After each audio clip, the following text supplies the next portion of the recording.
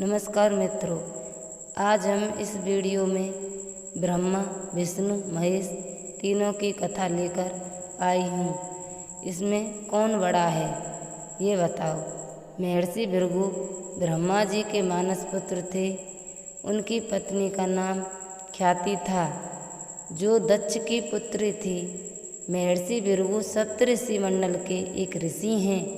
सावन और भाद्रपद में वे भगवान सूर्य के रथ पर सवार रहते हैं। एक बार की बात है, सरस्वती नदी के तट पर ऋषि मुनि एकत्रित होकर इस विषय पर चर्चा कर रहे थे कि ब्रह्मा जी, शिव जी और श्री विष्णु में सबसे बड़े और श्रेष्ठ कौन हैं।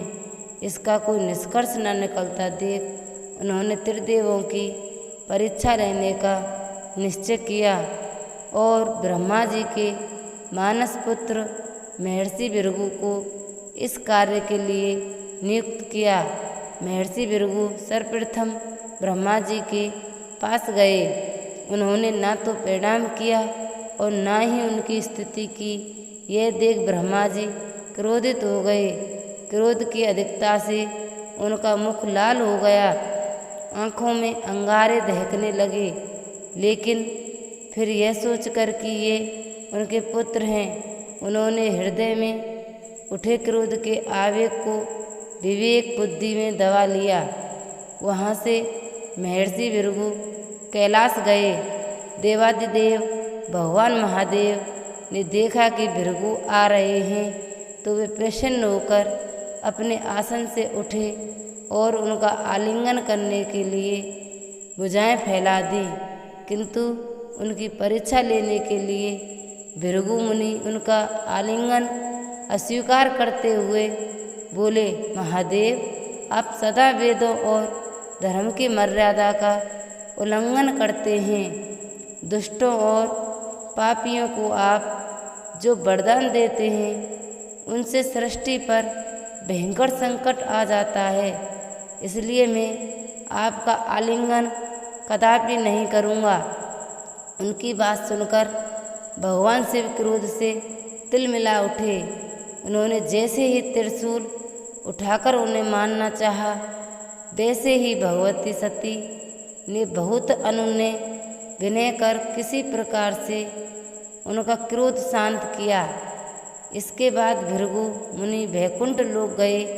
उस समय भगवान श्री विष्णु देवी लक्ष्मी की गोद में सिर रखकर लेटे थे। भृगु ने जाते ही उनके वक्ष पर एक तेज लात मारी। भक्तवत्सल भगवान विष्णु शीघ्र ही अपने आसन से उठ खड़े हुए और उन्हें प्रणाम करके उनके चरण सहलाते हुए बोले, भगवान, आपके पैर पर चोट तो नहीं लगी? कृपया इस आसन पर विश्राम कीजिए।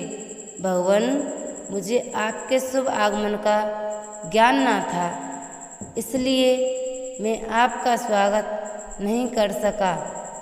आपके चरणों का स्पर्श तीर्थों को पवित्र करने वाला है।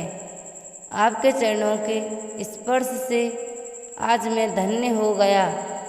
भगवान विष्णु का यह प्रेम व्यवहार देखकर महर्षि भृगु की आँखों से आंसू बहने लगे।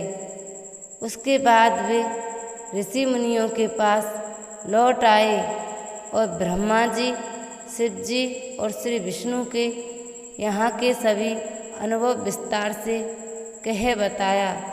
उनके अनुभव सुनकर सभी ऋषि मुनि बड़े हैरान हुए और उनके सभी संदेह दूर हो गए। तभी से वे भगवान विष्णु को सर्वश्रेष्ठ मानकर उनकी पूजा अर्चना करने लगे। वास्तव में उन ऋषि मुनियों ने अपने लिए नहीं बल्कि मनुष्यों के संदेह को मिटाने के लिए ही ऐसी लीला रची थी। धन्यवाद। हमारे YouTube चैनल को सब्सक्राइब करें। ऐसी वीडियो देखने के लिए हमारे चैनल को लाइक करें, शेयर करें।